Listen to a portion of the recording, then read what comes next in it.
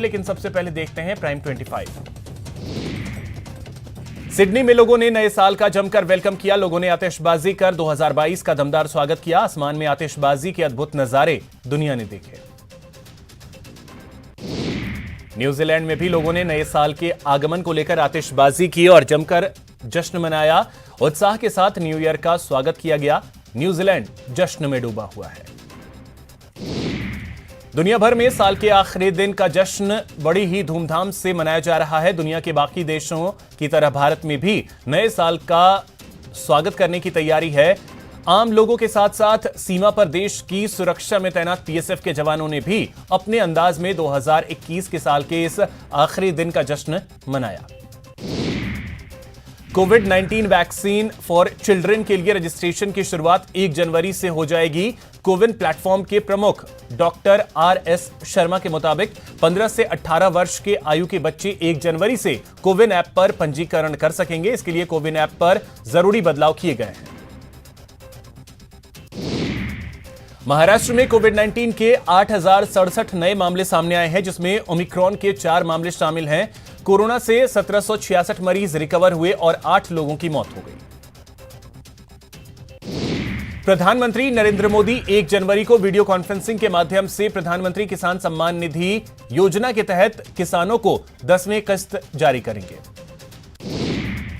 प्रधानमंत्री नरेंद्र मोदी 2 जनवरी को मेरठ में मेजर ध्यानचंद खेल विश्वविद्यालय का शिलान्यास करेंगे। इस विश्वविद्यालय को लगभग 700 करोड़ रुपए की लागत से मेरठ के सरधना शहर के सलावा और कैली गांव में बनाया गया है। जीएसटी परिषद की बैठक में वित्त मंत्री निर्मला सीतारमण ने कहा कि कपड़े पर जीएसटी दर पर यथास्थिति को 5% तक बनाए रखने और इसे 12% तक नहीं बढ़ाने का निर्णय लिया गया है। कपड़े पर जीएसटी दर के मुद्दे को दर युक्तिकरण समिति को भेजा जाएगा, जो फरवरी तक अपनी रिपोर्ट देगी।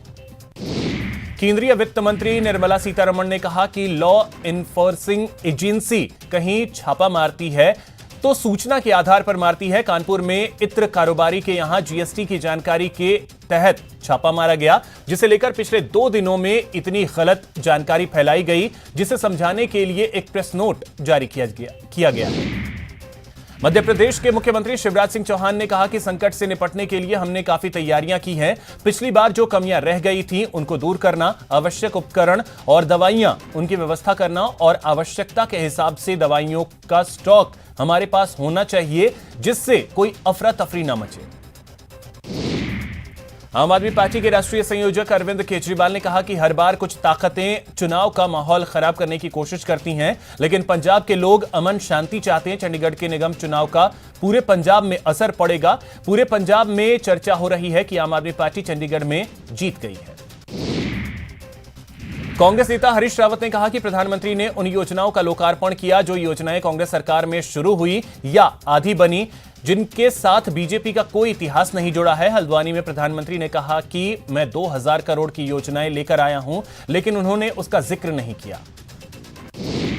उत्तर प्रदेश में आयकर विभाग ने कारोबारी पीयूष जैन के ठिकानों पर हुए एक्शन के बाद साल के आखिरी दिन कानपुर, कन्नौज के साथ साथ लखनऊ और मुंबई में भी छापेमारी की। सभी जगहों पर इत्र कारोबारियों के ठिकाने हैं।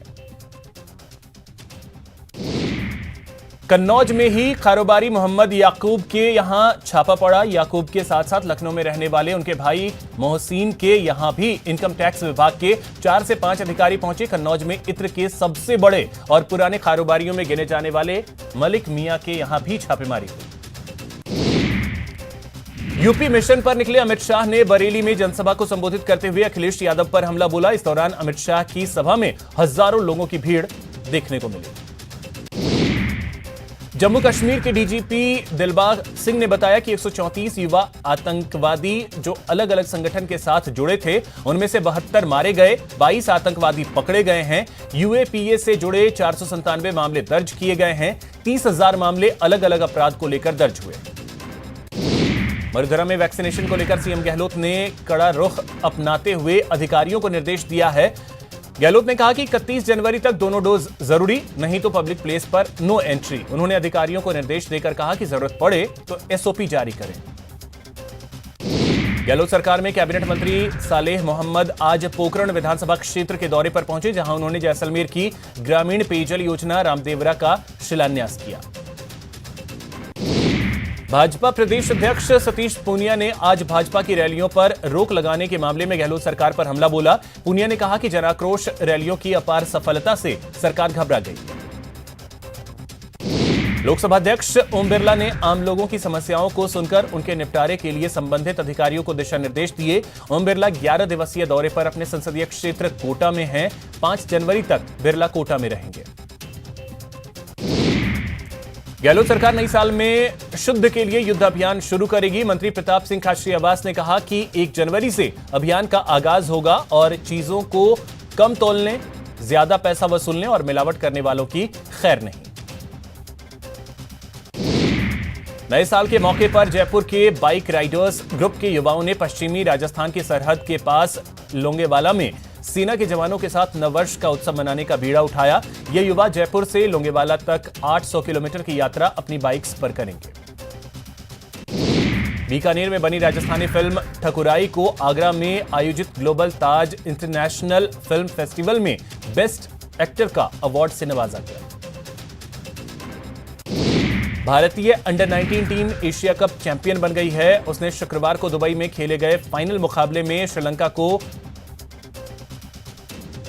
9 विकेट से मात दी।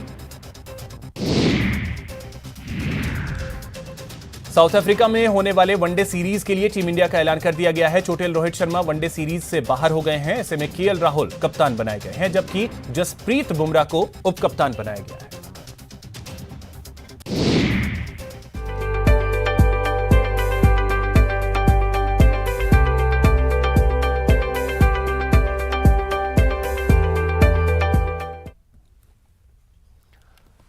भारत में